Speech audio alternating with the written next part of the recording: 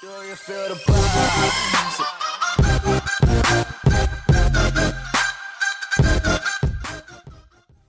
What's up, YouTube? It's Carolina Calvin coming back to you with another video, and welcome to my NFL 2017 Week 15 game recap between the Carolina Panthers and the Green Bay Packers.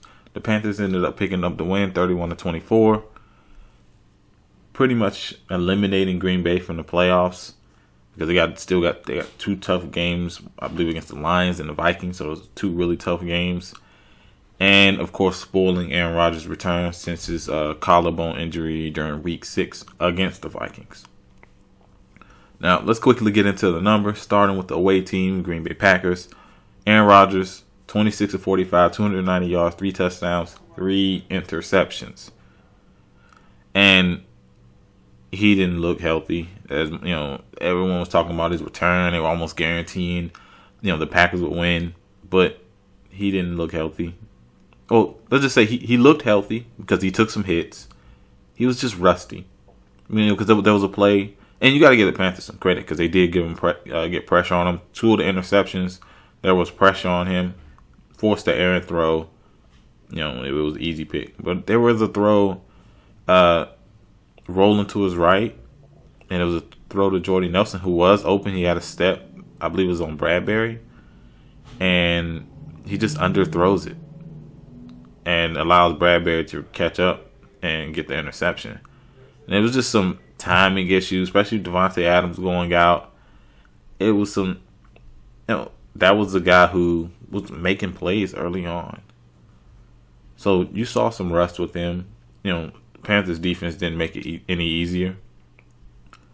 But this loss pretty much, he probably won't play the rest of the season. I wouldn't play him because you're essentially eliminated. I'd sit him out, play Hundley, and go into next season with your quarterback 100%. Green Bay rushing, Allen Jones 3 carries, 47 yards, and Rodgers had 6 carries for 43 yards, and Williams had 10 carries for 30. Now, the Panthers did lose contain of Aaron Rodgers quite a bit. That's why he does have some solid rushing numbers. But the Green Bay Packers threw the ball 45 times. Why? I don't understand why you're throwing the ball that many times, especially at a point where they were in the game. They ran the ball early in the first half, but they really went away from it, even despite them having a lead heading into halftime at 14-10. And it's Aaron Rodgers. Yeah, you want to throw the ball, but he's just coming back off a major injury, and you throw the ball 45 times. I don't get it. But looking at Green Bay's receiving, Randall Cobb 7 receptions, 84 yards and a touchdown. Rodgers, the other Rodgers, tight end, 4 receptions, 77 yards and a touchdown. Devontae Adams, 5 receptions, 57 yards and a touchdown. Allison, 5 receptions, 33 yards, and Jordy Nelson 3 receptions, 28, who was pretty much, he didn't really do anything in this game. So, there's that. But the biggest thing that really hurt Green Bay was the 4 turnovers. Now, Carolina only got, I believe, 7 points on turnovers, but there was a turnover when they were driving down the field, had a chance to get a touchdown, tie the game up, get some kind of points. And Allison catches the ball across the middle. He fumbles. The Panthers recover, pretty much ending the game. And then, you have some decent drives and you get interceptions. Well, interceptions do, let's say the team doesn't score, because I felt as though the defense for Green Bay did stiffen up whenever they did turn the ball over, outside of the second interception by Aaron Rodgers. It takes away points. And Carolina's a team, they're going to have long drives, so they're going to mess up the rhythm of that offense. So you give them the ball back to a team who does burn the clock a lot. And it's coming from a quarterback in Aaron Rodgers who's just coming back off an injury. Yeah, he's practiced well, but it's a completely different thing when you get into the game. Only way you just have to play. You're going to be rusty. And the turnovers, because I'm pretty sure if I look at the numbers, time possession is going to be in Carolina's favor by quite a bit. Defensively, I say this every week about the Panthers' receiving core. Although someone else did step up this week, they weren't too good. The Panthers receiving core isn't that good. Green Bay defense weren't really able to get pressure on Cam. I felt as though he was able to make the throws down the field, and they could not cover Christian McCaffrey and Greg Olsen. It's like those two guys took turns. Christian McCaffrey in the first half, Greg Olsen in the second half. Those guys, they couldn't really cover them very well. And like I said, the receivers for Carolina, they aren't that good. Devin Funchess is good. He didn't have a really good game. Amir Byrd, he did have 2 touchdowns, but he only had 3 receptions for the entire game, so most of his stuff was in the red zone. And his second touchdown was so easy. You thought they were going through warm-ups. So Green Bay, you see this throughout the year. Even Cleveland had success against that defense. The defense is not good. Guys like Clay Matthews, they made some plays, but they weren't able to get pressure on Cam. They weren't able to really cover 2 of his biggest weapons, and Greg Olsen's finally back. So they're just as much of a problem. And Carolina was getting long drives that would lead into scores. That really takes your offense really out of the game. And that's usually the best way to beat a good quarterback. So, bad game for the Green Bay Packers defense. Flipping over to the other side, Carolina's passing. Cam Newton, 20 of 31, 20 of 31, 242 yards, 4 touchdowns. Excuse me. Carolina's rushing. Well, before I get into that, I thought Cam was good. Heavy Christian McCaffrey, Greg Olsen. Those are 2 guys he was looking at. Like I said, Amir Byrd, he did give 2 touchdowns when Cam looked his way. But for the most part, going up and down the field, it was mostly McCaffrey and Greg Olsen who really were his prime targets in this game, and they were open for majority of the game. But looking at the rushing game, Christian McCaffrey 12 carries, 63 yards. Cam Newton 14 carries, 58 yards. Jonathan Stewart 11 carries for 27. And I believe there's a number out there. If Cam runs the ball X amount of times, the Panthers have an incredible record. And you see on a lot of his runs, they'll have him dead to rights. Guys down the field are covered. They keep him contained in the pocket. And he breaks 1 tackle and rushes for 9-10 yards. And those type of plays will really help the Panthers keep long drives, just because you're gonna have to put a guy on him, and there's a chance that guy's not gonna be able to bring him down. So heavy dose of Cam ran the ball the most. He ran the ball more than his running backs. But keeping going with the numbers, Jonathan Stewart 11 carries, 27 yards. So they had a total of 38 carries, 151 yards. So they stuck to the ground game. Usually they're gonna have more rushes than passes. Just because Cam's gonna run the ball, so it's gonna count as attempts. But he's a big part of the running game. I said this in the past. You just go watch the games. They're one of the best in terms of read option teams in the league. They're one of the few teams that can. Another team that's really good at Seattle, although Seattle struggled lately. But just because of Cam as a threat, as a runner, and you have a lot of quarterback design runs, which are really tough to defend when you got a quarterback like Cam Newton who could break tackles. And then you'll have 10 blockers because that running back will be your extra blocker.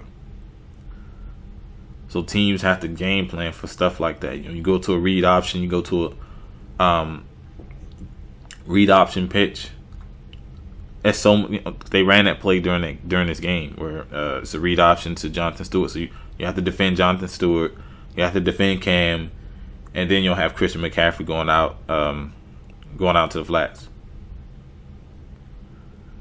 It's really tough to defend just because you have 3 guys to defend, and normally you might have 2 defenders there. So Cam's such an important part of the rushing game. I say this every week. hated when they went away from him. And it was kind of the coddle, the injury or whatever. But that's the strength of the team. He runs the ball, the team's successful. That's a fact. Going to Carolina receiving. Greg Olsen, 9 receptions, 116 yards and a touchdown. Christian McCaffrey, 6 receptions, 73 yards and a touchdown. He had the all-around game. Amir Byrd, 3 receptions, 25 and 2 touchdowns. He had his first touchdown. I thought it was going to get called back, but gotta love replay. Replay showed he had the ball in his hands. Entire body was inbounds once he had possession. It was so close, but he definitely no one's really going to argue after really seeing that replay. Devin Funchess, 1 reception for 19. I thought he hurt his shoulder, which would have been bad. And Jonathan Stewart, 1 reception for 9. They're not counting the Christian McCaffrey muff on the onside kick. And that's the one thing I want to talk about. The Panthers down the stretch. You had you're trying to substitute players, and the Packers are one of those teams who are going to try to, rush to the line of scrimmage and get a playoff so they can, possibly get you in out of position. And that's what happened on the Rodgers touchdown, which made it 24-31.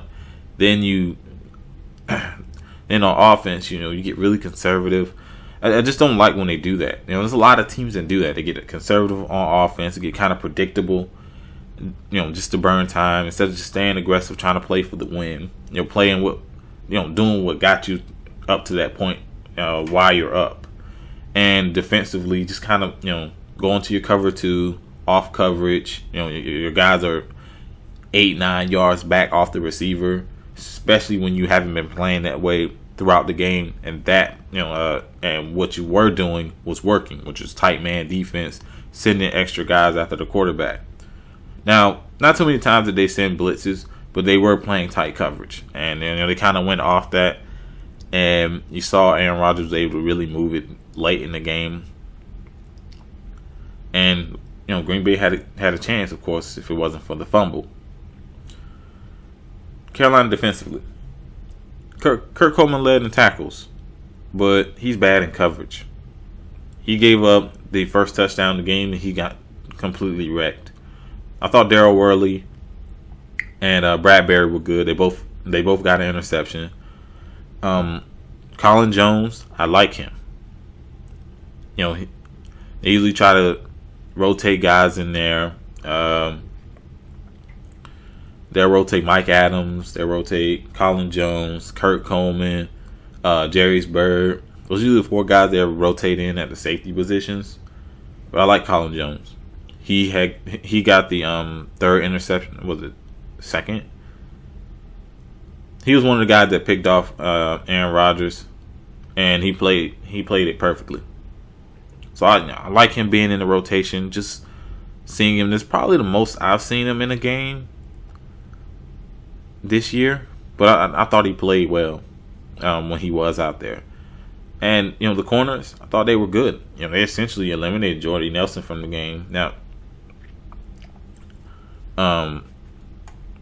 for the most part, pass rush, they got 3 sacks.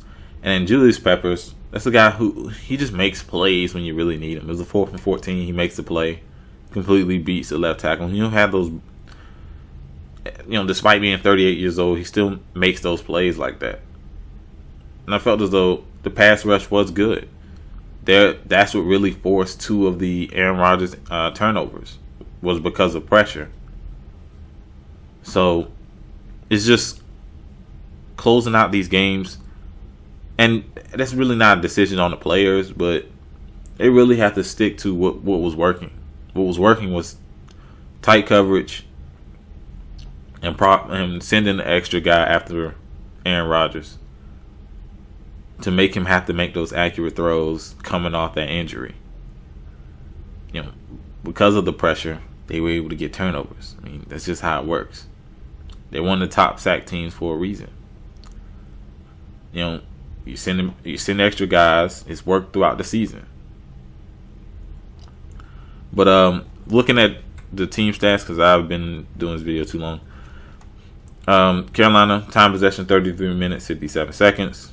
Green Bay 26 minutes 3 seconds. See what I'm saying about time of possession.